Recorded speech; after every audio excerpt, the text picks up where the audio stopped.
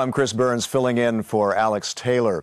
The Council of Europe's Human Rights Commissioner, Thomas Hammarberg, wraps up his 6-year term at the end of this month, and he's going out with a bang, not a whimper. The former head of Amnesty International, he accepted the Nobel Peace Prize in 1977 on behalf of Amnesty, says the human rights situation in Europe is getting worse, not better. Your chance now to ask questions to Mr. Hammarberg, who's joining us from Luxembourg. Mr. Hammarberg, wrapping up your 6-year term, how does it feel, and the fact that things are worse and not better after 6 years? Yeah, I think that I'm a bit disappointed. There is no ground for complacency in Europe about our human rights performance. One reason, of course, is the economic crisis, which has undermined the social rights for quite a number of people as a consequence of the austerity budgets. But also I feel that the aftermath of the terror attack against New York on the 11th of September 2001 has not had a good effect on the respect for human rights. People have been arrested and tortured even when there was no real proof that they had been involved in the planning of this terrorist attack. And torture, of course, should be absolutely forbidden. Well, let's take a look at how the situation is now in getting some questions from some of our viewers. Let's take a look at our first question now. Hello, my name is Gabriela Hrabaňová. I'm Roma from the Czech Republic, working for the Ergo Network, a Roma-based organization in Brussels. I know about the ROMET program that the Council of Europe is organizing, and I would really like to know how you would like to motivate the municipalities, those they are against Roma, to implement this program. Thank you. Mr. Hammarberg, Gabriela apparently agrees with you that things are not getting better. What do you think about what she says? I think Roma is one group in Europe which has suffered from the economic crisis, and the growth of extremist groups who attack the Roma, both verbally but also in some violent attacks. That's a very serious problem. I think that the questioner is right that much of the reform has to be done on the local level, and there are some attempts to do that also from the European Union and from the Council of Europe. But more needs to be done in order to secure that people can live together on a local level. And we have been very disappointed that there have been statements by politicians in several countries in Europe which has increased the anti-Ziganism, the anti-Gypsyism, prejudices against the Roma.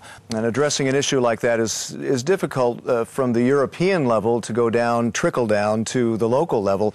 Let's look at another question regarding the same issue. My name is Flora Monteanu. I'm a community worker based in St. George in Brussels. If somebody really wants to do something to help the Roma people, there needs to be a public policy of positive discrimination in every EU member state. We should be considered as European Roma. This problem needs solving, and I hope you'll be able to find some way to do this. Well, there's a rather concrete suggestion of positive discrimination. What's your opinion of that, Mr. Hammarberg? I think there is a need of positive discrimination to catch up on the disadvantages which has struck on the Roma population in Europe. And there I agree that this is also a European problem.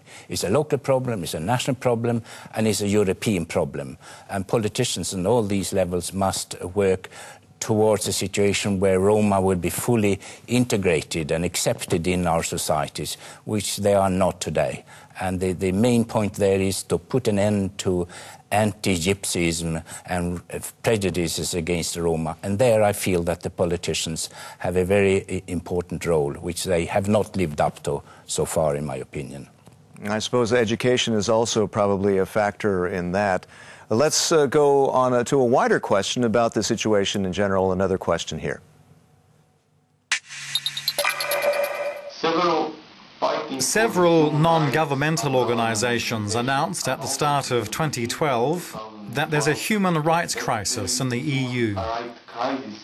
How will the European institutions guarantee human rights in the European Union? That's almost a bit of an accusatory question there, saying that the European institutions are falling down on the job here. He says there's a crisis. in a sense, agreeing with you, but accusing you at the same time, no? Yes. But of course, the decisions by the European institutions depend very much on whether they have support from the national governments who are members of these institutions. And I think that both the Council of Europe and its institutions, the Court for Human Rights there, and the EU structures, and for that matter also the OSCE, have done contributions in order to improve the situation when it comes to human rights in the countries. But there hasn't been enough of support for these advice given by these European institutions on national level. Do you think maybe it is because there are not enough teeth that some of these institutions don't have a stick to wield? Is that the problem? That's one of the problems, but those who would give the teeth or the sticks are, of course, the national governments. So the responsibility goes back to them and to the parliaments in those countries, and in the end to the voters in those countries. Mr. Hammarberg, we have a written question here. Let's take a look at that. And that is from Portugal. It says, what does Europe think about Chechnya and the war in the Caucasus?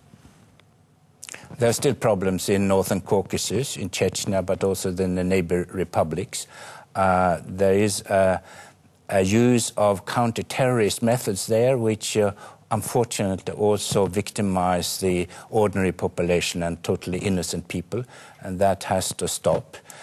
In Chechnya, there are still several thousand of people who have disappeared and are probably in mass graves, which have not been opened so far. There have been more than 150 judgments in the European Court for Human Rights on Chechnyan cases, asking for thorough investigation into what happened some 10 years ago during the height of the war there. And we still feel that there hasn't been a sufficiently positive response from the Russian authorities to these judgments. Exactly. I mean, what hope do you have now that there is a new president? The old president, the new president in power. Yes, with the election now, there is another opportunity to bring these cases to the leadership in Russia and to remind them that there is an absolute need for them to do something to the past crimes in Chechnya. Okay, I think we move to our last question now. Let's take a look. Bonjour, je suis Philippon Toussaint. Hello, I'm Philippon Toussaint. I live in Brussels. I'm a director of a service that helps those living on the streets. The question I ask myself regarding human rights concerns children. In Brussels, the capital of Europe, there are currently young immigrant children who are here without their parents and for some incomprehensible reason are unable to find accommodation. Despite Belgium being a signatory to Children's Rights International, there's currently nothing in place to help children sleeping rough. What is the Council of Europe going to do about it? To imagine that is happening on a daily basis in the capital of Europe, Mr. Hammarberg, and you yourself were head of Save the Children in Sweden, so I'm sure you can quite speak from experience. Yes, of course, the rights of the child is a major preoccupation, and we have also in Europe problems when it comes to that. Street children is a symptom of deeper problems, often going back to their families. Many of those who are on the streets have come from other countries. Migrant children are particularly vulnerable in our societies. And frankly, we have also a growing child poverty in several European countries, partly as a consequence of the economic crisis.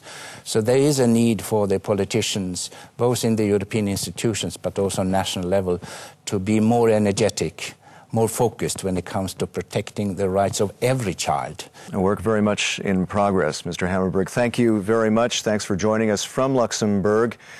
So you see, you ask the questions, and I'm here to make sure you get the answers on iTalk here from the European Parliament in Brussels. I'm Chris Burns, sitting in for Alex Taylor. See you again soon.